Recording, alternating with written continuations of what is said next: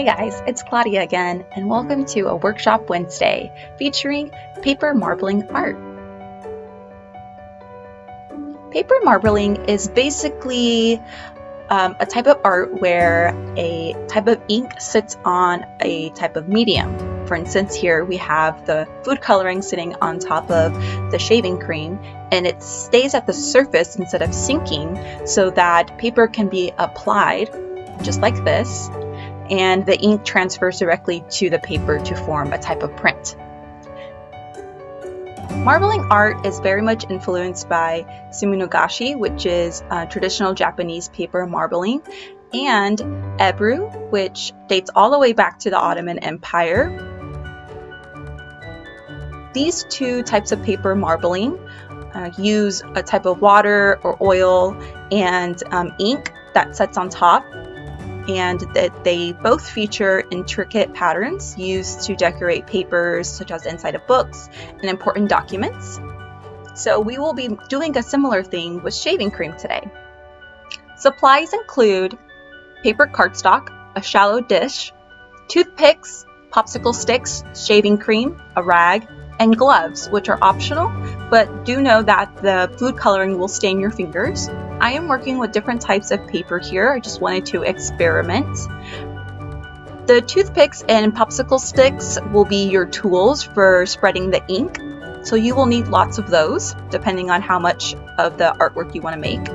And you will need any kind of shaving cream you can find. This is just a generic type. Be sure that your dish is larger than the sizing of your paper. You can always cut your paper down if you don't have a large enough dish. And just add a layer here of shaving cream. I'm going to take my popsicle stick and smooth it out. I want to be sure that I'm working with a somewhat even surface, so when I apply my paper there aren't any holes or areas where the ink isn't going to be picked up because it's unevenly applied. So I'm just going to use this liquid food coloring. I don't recommend using the gel type.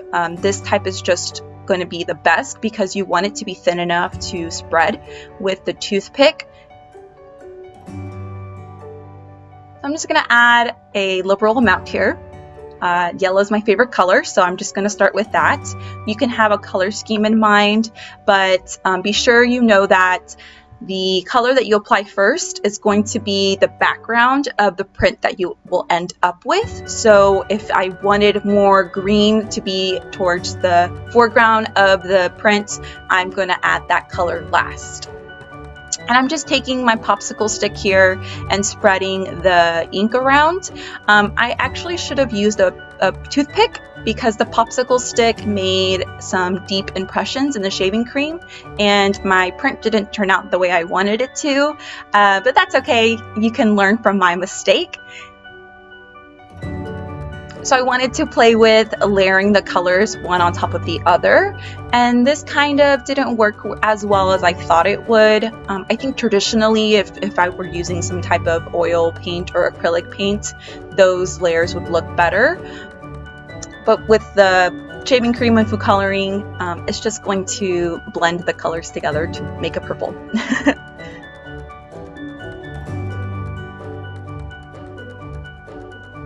So for this design, I was thinking about doing some type of flower bloom and some stems. This was very difficult to do, so I recommend you just try with a more abstract design. Don't try to make a subject matter in it. Just start putting some colors down and exploring, and then from there you can learn how to make different designs that look like actual things.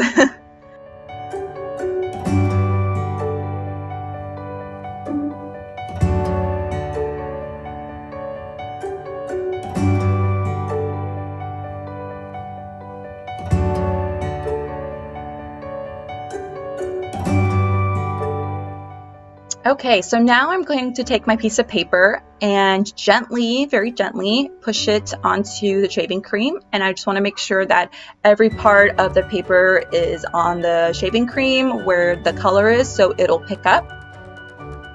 And then you gently lift from the corner.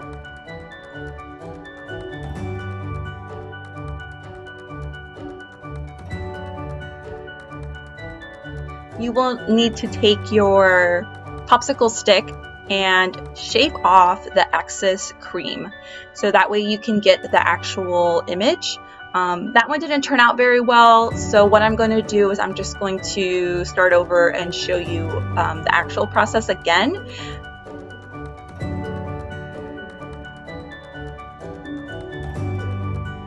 Okay, so now that I have a flat surface, somewhat flat surface, I'm applying my color. And then with my toothpick, I am scraping it back and forth, both one way, like up and down, and then side to side. And this is going to form these feather-like patterns that are really neat and very popular in marbling art. And then I'm taking my blue and just putting it in random spots. What I'm going to do is swirl it all together. And I'm going to end up with a really neat variegated pattern. So variegated is a way to describe marbling, basically. It means that there are various irregular patterns and shapes and colors to something. So that's what I have here.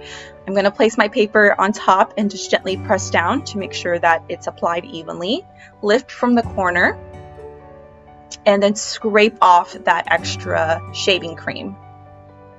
You want to make sure you get as much as you can off of it. Working on a flat surface is best, but I wanted to show you in camera how to do it.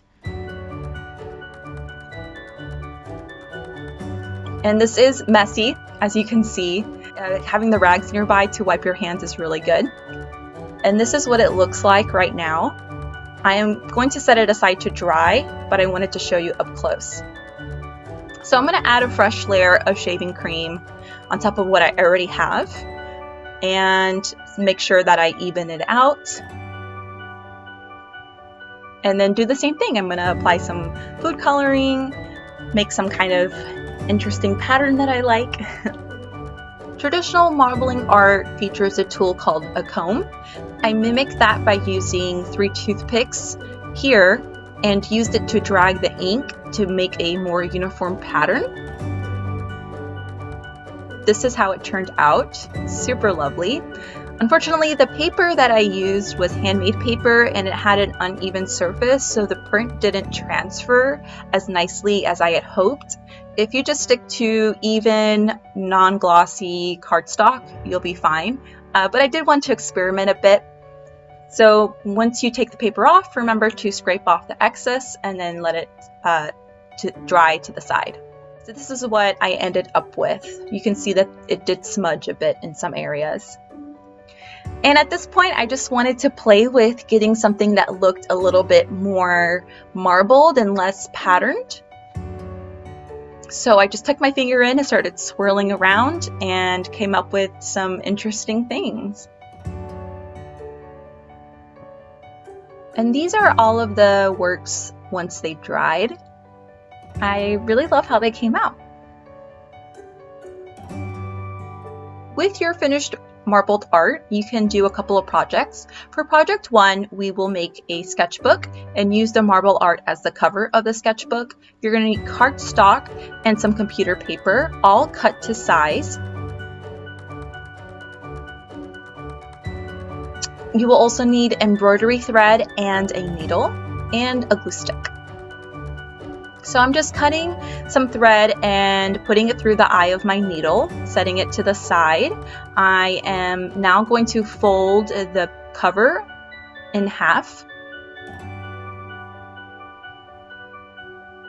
And then I'm pressing along the crease firmly. And I'm going to do the same to the cardstock, which is going to be like the lining of the cover.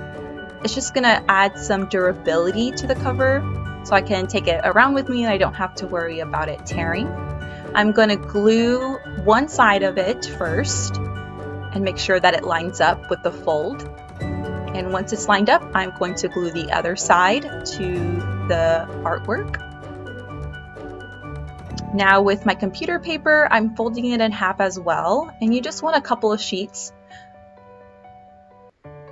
Then I'm going to stick that in there, make sure that everything lines up. And I'm going to take my thread and poke 4 holes that are about a 1/2 inch apart, and starting a 1/2 inch from the top and ending up a 1/2 inch from the bottom. If you put your holes too close to the top and the bottom of the sketchbook, your thread could easily come loose or tear, and you could lose your pages.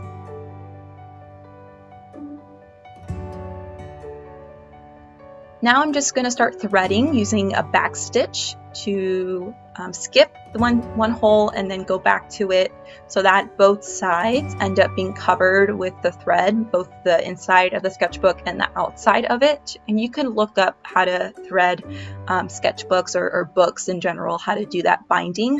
There's tons of tutorials online. It's just difficult to explain here when you can't exactly see my hands. Once I'm done, I'm just going to double knot and cut off the excess. And now I have my own sketchbook. For project 2, we are going to take some kind of quotes and mat it to the artwork. So I'm taking my artwork and taking my quote and gluing them together. I just had this quote that I got from something I got in the mail, but you can print something off from your computer or cut something out from a magazine and use a glue stick to apply it. I like using glue sticks instead of liquid glue. I just find that they dry more evenly. And so now I'm just going to cut the same amount of border around my quote so it looks uniformed, almost like we're matting it in a simplified way. So I think I added 3/4 of an inch border to the entire quote. And I'm using my X-acto knife to cut a straight edge. If you didn't have that, you could just draw the line with a pencil very lightly and then cut it with some scissors.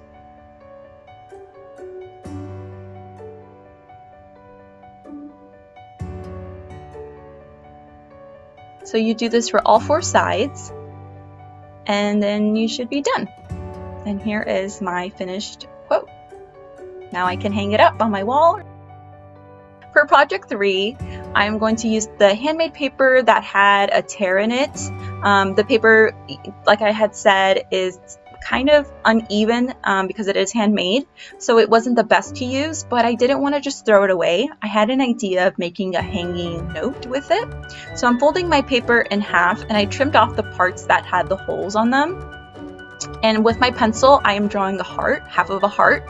And then, since it's folded in half, I'm just going to cut along the line, and when I unfold it, I'll have an equal heart on the other side. Something like that.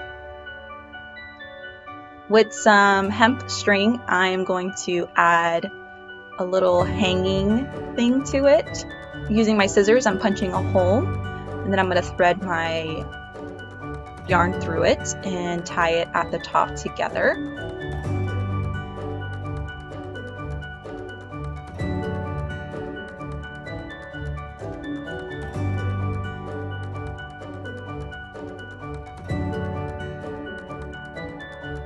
And I decided to write a little note with this black pen. And there you go. Now you can hang it up anywhere for your loved ones. Well, that was it for this Workshop Wednesday. Thanks so much for joining me. Be sure to share your art with us at the IMAS Museum using the hashtag IMASArtists on Instagram and Facebook. To learn more and to support us, visit our website, theimasonline.org.